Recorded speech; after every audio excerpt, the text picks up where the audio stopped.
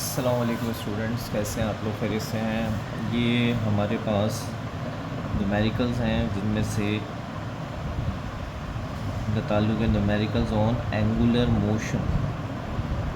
आप angular motion भी कह सकते हैं इसको, सेंटीपिटल एक्सेलरेशन से भी रिलेट कर सकते हैं। अच्छा, इसमें फॉर्मूले कुछ ज़रा थोड़े से ज़्यादा हैं तो इसलिए मैं न्यूमेरिकल ही डायरेक्ट पढ़ूँगा और जो कन्वर्जन वगैरह होगा वो साथ साथ ही आपको बता दूँगा।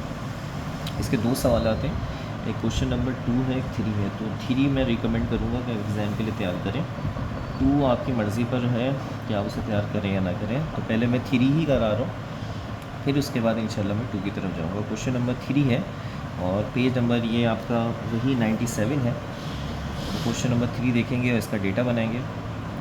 सवाल को 1 से 2 मरतबा पहले पढ़ लिया करें, चीज़ें उसे पिक करा करें, समझा करें क्या दे रहा है, फिर इसके बाद फॉर्मूले के हिसाब से सोचें और उसको सॉल्व करें। देखिए, प्रैक्टिस करेंगे ना तो इंशाल्लाह इतनी अच्छी प्रैक्टिस हो जाएगी कि क्वेश्चन ज़्यादातर तुक्के ही आते हैं, तो आप आराम से उसे देखकर सवाल सॉल्व कर सकते हैं। प्रैक्टिस करें इंशाल्लाह ताला आपकी बेहतरीन तरह के मामला होंगे, आपका कॉन्फिडेंस भी बढ़ेगा इंशाल्लाह। तो सवाल में लिखा है कि ऑर्डिनरी वर्कशॉप ग्रेन स्टोन। बेटा, ये जो ग्रेन स्टोन होता है ये असल में वर्कशॉप वगैरह के अंदर लगा होगा, शायद आपने देखा होगा। चीज़ों को शार्प करने के लिए इस्तेमाल होता है, जैसे छुरियाँ हो गई, ये चमक लाने के लिए इस्तेमाल किया जाता है कि अगर छुरियों को इस पर रगड़ेंगे तो उसका रंग दूर हो जाता है, शार्प हो जाती हैं। तो ये एक वर्कशॉप में लगा हुआ एक ग्रेन स्टोन है, इसका रेडियस है 7.5 सेंटीमीटर।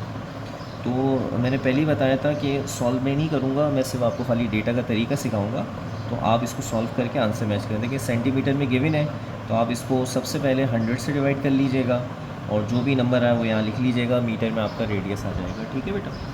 एंड रोटेट 6500 रेवोल्यूशन पर मिनट। इस तरह ये जो आप चीज़ें लिखेंगे कैलकुलेटर लेकर, तो इंशाल्लाह आपका भी न्यूमेरिकल के अंदर हिस्सा डलता रहेगा कि आप भी काम कर रहे हैं।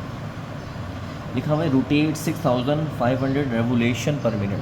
बेटा, ये रेवोल्यूशन पर मिनट असल में एंगुलर वेलोसिटी जो होता है ये उसकी यूनिट होती है। तो जब ये ग्रीन स्टोन घूमेगा तो इसकी एंगुलर वेलोसिटी बताइए 6500 रेवोल्यूशन पर मिनट। तो बेटा, ये स्टैंडर्ड यूनिट नहीं है इसकी, रेवोल्यूशन पर मिनट से आपको जाना पड़ेगा किसके अंदर, रेडियन पर सेकंड में जाना पड़ेगा। तो रेवोल्यूशन पर मिनट से रेडियन पर सेकंड में जाने का तरीका आसान है, जहन में बिठा लें, कोई इतना मुश्किल नहीं है।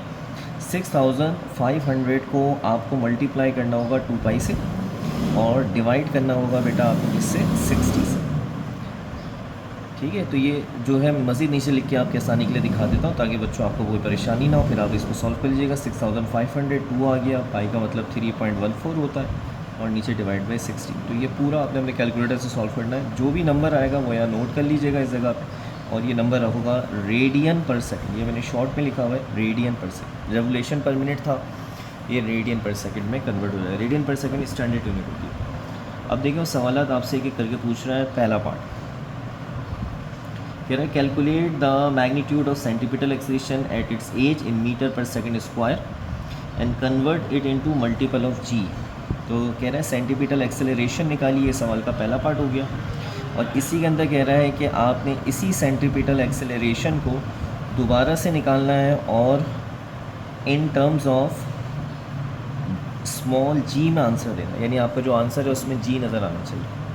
सवाल का दूसरा जो पार्ट है, what is the linear speed of the point at on its edge. Linear speed को वी कहते हैं बेटा, वी फाइंड आउट करना है।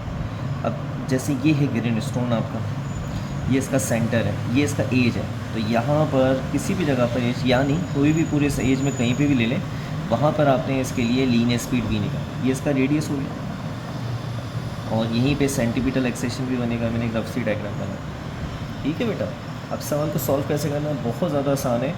रेडियस ग्रीन स्टोन का गिवन था, ठीक है। एंगुलर वेलोसिटी रेवोल्यूशन पर मिनट में थी, 2 पाई अपॉन 60 के साथ मिलाकर सॉल्व करने से रेडियन पर सेकंड में हो गया। AC निकालें, AC दोबारा निकालें और V निकालें। तो ये बहुत आसान सवाल है, अगर एग्ज़ाम में आए तो ये गिफ्टेड है, मिस नहीं कीजिएगा, बहुत आसानी से सॉल्व हो जाएगा।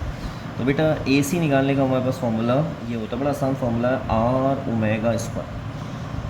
इसमें R की वैल्यू ऊपर से ले सकते हैं, ओमेगा ले सकते हैं, आपका AC आ जाएगा आराम से। ठीक है, दूसरा पार्ट। इसके बाद जब आप AC निकाल लेंगे तो जो भी आपका AC का जवाब आएगा, ये रहा जो आपका यहाँ पे AC का जवाब आया होगा, उसको एक मरतबा G से मल्टीप्लाई और एक मरतबा G से क्या करना होगा, डिवाइड करना होगा। दोबारा सुन लें, क्योंकि उसने कहा था इन टर्म्स ऑफ जी चाहिए, तो एक मरतबा जी से मल्टीप्लाई और एक मरतबा जी से डिवाइड करना होगा। मल्टीप्लाई डिवाइड करेंगे तो आपका जवाब ए सी का जी में आएगा। कैसे करना है मैं आपको बताता हूँ, समझिएगा अच्छी तरीके से, आसान है, मुश्किल नहीं है। जो भी आपका यहाँ जवाब आया है ऊपर, उसको आपने ये जो नीचे वाला जी है इसको 9.8 करके खोल के यहाँ रख दें और ऊपर वाला जी इसके साथ ऐसे लगा के रखें, यानी इस वाले ऊपर वाले जी को आपने नहीं खोलना, नीचे वाली जी को 9.8 लगा के इसके नीचे रखें। ये जो ऊपर का हिस्सा होगा ये आपको यहाँ से ए सी का जवाब मिलेगा, जो यहाँ पर होगा ये वही आपने यहाँ पर रखा होगा, पहले पार्ट से जो जवाब मिलेगा। सही है, ये दूसरा पार्ट नहीं। जो भी आपका यहाँ पे सॉल्व करके जवाब आया वो यहाँ होगा, वो होगा, फिर उसको 9.8 से डिवाइड कर लीजिएगा, तो जो भी आंसर आया वो यहाँ गया और उसके साथ जी लगा लेना चाहिए। क्लियर हो गया, आसान है, मुश्किल तो नहीं है। अपनी मर्ज़ी से जी से मल्टीप्लाई डिवाइड करना है, ऊपर वाला जी साथ चलाना है, नीचे वाले जी को 9.8 रख के खोल के सॉल्व करना है। ये हो गया हमारा पहला पार्ट। दूसरा पार्ट बहुत आसान है, आपको क्या निकालना है, लीनियर स्पीड, तो उसका फॉर्मूला होता है v = r ओमेगा। r आप जानते हैं और ओमेगा भी सेम ऊपर वाला AC वाला ही फॉर्मूला है, तो आप यहाँ r ओमेगा रखें, v आ जाएगा। v का जवाब मीटर पर सेकंड में देना है, एक्सेलरेशन का जवाब मीटर पर सेकंड स्क्वायर। तो उम्मीद करता हूँ ये सवाल आपको अच्छी तरह से समझ में आ गया होगा। अब एक और जो सवाल है वो भी देख लेते हैं। क्वेश्चन नंबर 2, इसको एग्ज़ाम के लिए तैयार करना है तो आपकी मर्ज़ी पर है, लेकिन ये इतना मुश्किल नहीं है, बस थोड़ा सा समझना है इसको, और इतना ज़्यादा मुश्किल नहीं है। ये सवाल में लिखा हुआ है car accelerates uniformly from rest. एक गाड़ी रेस्ट से स्टार्ट लेती है, रेस्ट का मतलब है उसकी इनिशियल वेलोसिटी 0 होगी, गाड़ी मूव नहीं कर रही है। जब वो गाड़ी मूव नहीं कर रही, घूम नहीं रही, उसका पहिए नहीं घूम रहे, तो उनके पहिए के ना घूमने की वजह से उसकी एंगुलर इनिशियल वेलोसिटी भी 0 रेडियन पर सेकेंड है। ठीक है, तो हमने 0 0 क्यों लिया, गाड़ी मूव नहीं कर रही तो उसका वी आई भी 0 होगा और ओमेगा आई भी 0 होगा। ओमेगा आई का मतलब initial angular velocity, and reaches a speed of 22 metre per second 9 second. तो वो गाड़ी मूव करना शुरू करती है और उसकी final velocity 22 metre per second हो जाती है 9 सेकेंड के अंदर। अब ये बात याद रखें बेटा, ये दोनों तो स्टार्ट में कोई गाड़ी मूव नहीं करी तो 0 0 हो सकते हैं, लेकिन अब ये नहीं कि वी एफ अगर 22 है तो ओमेगा भी 22 होगा, ऐसा नहीं होगा, क्योंकि जब गाड़ी मूव करना शुरू करती है, व्हील घूमना शुरू करते हैं, तो फिर ओमेगा एफ की भी एक वैल्यू बनती है जो कि इस फॉर्मूले से नहीं होती, यानी उसका फॉर्मूला होता है उससे मिलती है। If the diameter of a tyre is 58 centimetre, अगर टायर का डायामीटर, डी लिखा हुआ बेटा ये 58 सेंटीमीटर, तो 58 को हमने 100 से डिवाइड कर लिया तो 0.58 मीटर हो गया, और यहीं से आप बना लेंगे रेडियस इसका।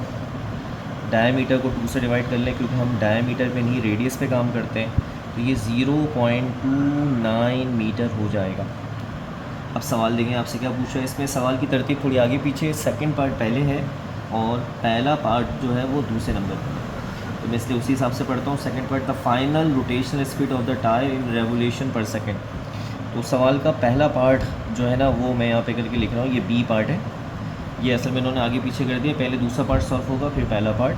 तो आपने final rotational speed, final angular speed निकालनी है इसकी, ओमेगा एफ फाइंड आउट करना, और ये जवाब उसने कंडीशन लगाई है कि उसको ये जवाब रेवोल्यूशन पर मिनट में चाहिए, रेवोल्यूशन पर सेकंड में चाहिए। सो जो कंडीशन उसने बोली हमें पूरी करनी है। ख्याल रखें ओमेगा जो होता है वो रेडियन पर सेकंड में नापा जाता है, रेवोल्यूशन पर सेकंड में नहीं नापा जाता, लेकिन उसने जो मांगा है वो रेवोल्यूशन पर सेकंड में मांगा, रेडियन पर सेकंड में होता है वैसे, तो कन्वर्ट कर देंगे, इसको मसला नहीं है। और सवाल का जो पहला पार्ट है उसमें कह रहा है the number of revolution the tyre makes during this motion. जब गाड़ी रुकी हुई थी तो टायर मूव नहीं कर रहा था, और जब गाड़ी चलना शुरू करेगी तो टायर घूमेगा। तो वो यही पूछा है कि गाड़ी 9 सेकंड तक चली है, ये लिखा हुआ है यहाँ पे टाइम 9 सेकंड तक चली है और 9 सेकंड तक गाड़ी का टायर घूमा है, तो वो पूछा है गाड़ी के टायर ने कितने चक्कर कंप्लीट किए हैं। ये रेवोल्यूशन चक्कर थीटा से रिप्रेजेंट किया जाता है, और ये भी उसने डिमांड रखी है कि ये जवाब भी उसे रेवोल्यूशन में ही चाहिए। तो दोनों डिमांडें हम उसकी पूरी कर देंगे। तो आइए सारा देखते हैं सवाल किस तरीके से सॉल्व होगा। सवाल का पहले जो बी पार्ट है वो सॉल्व करेंगे, जो बहुत आसान है, आराम से सॉल्व हो जाएगा। फॉर्मूला है v = r ओमेगा। तो अगर हम यहाँ f लगा दें, यहाँ भी f लगा दें, तो बेटा फिर ये r या मल्टीप्लाई नीचे आके डिवाइड करेगा और फॉर्मूला अरेंज होगी कुछ इस तरह से आपको नज़र आएगा, vf / r। ये r जो होगा वो यहाँ डिवाइड कर जाएगा। तो अगर आप इसको सॉल्व करते हैं तो यहाँ से vf की वैल्यू और r की वैल्यू दोनों आपको पता होंगी। vf की वैल्यू रखें ऊपर, r की वैल्यू रखें। vf की वैल्यू गिवन है आपको 22 और आर की वैल्यू गिवन है आपके पास 0.29। तो ओमेगा एफ़ का जवाब आ जाएगा। ये जवाब मैं आपको यहाँ पे लिख के दिखा देता हूँ, किताब से लिख के लिख रहा हूँ, कैलकुलेट नहीं कर रहा। कैलकुलेट करेंगे तो डेसिमल के भी जवाब आएगा, तो मैंने इसको राउंड अप करके जवाब दे रहा हूँ कि इसका जवाब ये आएगा 12 रेडियन पर सेकंड। रेडियन पर सेकंड में ये जवाब आएगा। अच्छा, ये किताब के अंदर मिस्टेक है, सॉरी, उन्होंने किताब वालों ने असल में यूनिट गलत लिखी हुई है, माजरत।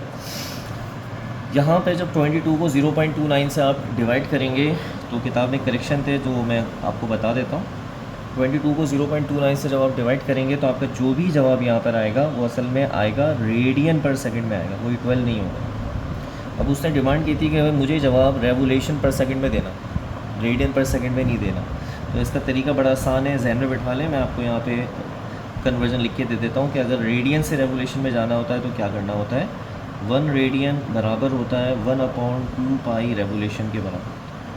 आसान कन्वर्जन है, जहन में बिठा लीजिएगा, प्रैक्टिस कीजिएगा इंशाल्लाह। तो इसको कैसे सॉल्व करेंगे, जो भी आपका ओमेगा एफ़ का ऊपर जवाब आया है उसको आपने 2 पाई से डिवाइड करना है। मतलब जो भी ओमेगा एफ़ का जवाब है उसे 2 पाई मतलब 3.14, और उसके बाद जो फाइनल आंसर होगा वो वही था जो मैंने ऊपर लिखा था। किताब में यूनिट गलत लिखी हुई है, उन्होंने रेडियन लिख दिया है, जबकि रेवोल्यूशन पर सेकंड। ओमेगा एफ़ का जवाब रेवोल्यूशन पर सेकंड। ठीक है, आसान है, मुश्किल नहीं है। देखिए कैलकुलेशन में कुछ भी खास नहीं है, मैं फॉर्मूला लगाया, अरेंज करा और आंसर देखिए यहाँ आ गया। और उसके बाद उस आंसर को 2 पाई से डिवाइड करना था, डिवाइड करा तो आपका जवाब रेवोल्यूशन पर सेकंड में आ गया। सवाल का जो ए पार्ट है उसको भी मैं बता देता हूँ कैसे सोल्व करना है। उसने मांगा था थीटा, तो थीटा निकालने से पहले आपको निकालना पड़ेगा अल्फ़ा। अल्फ़ा कहते हैं एंगुलर एक्सेलरेशन। तो इसका फॉर्मूला हमारे पास ये होता है omega F omega I divide by T. इससे सॉल्व करेंगे तो आपको अल्फ़ा मिल जाएगा इंशाल्लाह ताला। Omega F minus omega I divide by T करेंगे तो आपको अल्फ़ा मिल जाएगा। तो या ओमेगा एफ़ की वैल्यू हमने पीछे निकाल के रखी थी, कौन सी वाली रखेंगे आप, रेवोल्यूशन पर सेकंड वाली रखेंगे। ओमेगा आई आपको डेटा में गिवन था, टाइम गिवन था, ख्याल रखिएगा। ओमेगा एफ़ यहाँ पे जो है मैंने आपके लिए आसानी के लिए लिख दिया है, कौन सा वाला रखना है, रेवोल्यूशन पर सेकंड वाला रखिएगा। तो इस तरह रखेंगे तो आपका यहाँ पे जो भी अल्फ़ा निकलेगा उसकी यूनिट भी इसी रेवोल्यूशन पर सेकंड स्क्वायर में मिलेगी, वरना इसकी यूनिट होती है रेडियन पर सेकंड स्क्वायर। तो ये रेवोल्यूशन पर सेकंड स्क्वायर में खुद ब खुद मिल जाएगा, क्योंकि आपने रेवोल्यूशन में ओमेगा रखा था, तो इसलिए अल्फ़ा का जवाब भी रेवोल्यूशन पर सेकंड स्क्वायर में मिल गया, जो आपके लिए फ़ायदा है। इसके बाद ये वाला फॉर्मूला लगाइएगा। देखिए मैंने बताया था कुछ ना कुछ चीज़ें आपके ज़िम्मे होंगी, आप कैलकुलेटर चलाएं, आपकी स्किल्स भी अच्छी होंगी और यहाँ पर रखकर आप इसको सॉल्व कर सकते हैं। Omega I T plus half alpha T square इसका फॉर्मूला होता है। ओमेगा 0 है, टाइम 9 रखिएगा, अल्फ़ा जो यहाँ लिखे हैं वो लिखिएगा, टाइम 9, इसको सॉल्व कर लीजिएगा और इस तरह जो भी यहाँ पे जवाब आएगा वो आपका डायरेक्ट रेवोल्यूशन में आ जाएगा, जो आपके लिए फ़ायदा है। आपको कन्वर्ट नहीं करना पड़ेगा, उसका रीज़न ये है कि असल में ओमेगा एफ़ आपने रेवोल्यूशन पर सेकंड में रखा था, तो अल्फ़ा भी रेवोल्यूशन पर सेकंड स्क्वायर में निकला, और यहाँ वैल्यू स्प्लिटिंग करने का थीटा भी खुद ब खुद रेवोल्यूशन में ही आ जाएगा। सारी कैलकुलेशन वगैरह अगर आपने सही करी तो इंशाल्लाह बुक से आंसर टैली होगा। बुक में जो आंसर है 55 आ रहा है, इसका मैं लिख देता हूँ यहाँ पे, लेकिन आपका जो आंसर आएगा 54 पॉइंट समथिंग शायद कुछ इस तरह से आएगा, राउंड अप करके 55 हो जाएगा। ख्याल रखिए कैलकुलेशन कोई मुश्किल नहीं है, कैलकुलेटर में डालें और आंसर्स आने पर आपकी इंशाल्लाह मामला बेहतर हो जाएंगे। इंशाल्लाह नेक्स्ट लेक्चर में मिलेंगे और जो रिमेनिंग इसका पोर्शन है उसे कंप्लीट कर देंगे इंशाल्लाह। तो ख्याल रखिएगा, प्रैक्टिस कीजिएगा इंशाल्लाह। अस्सलाम वालेकुम।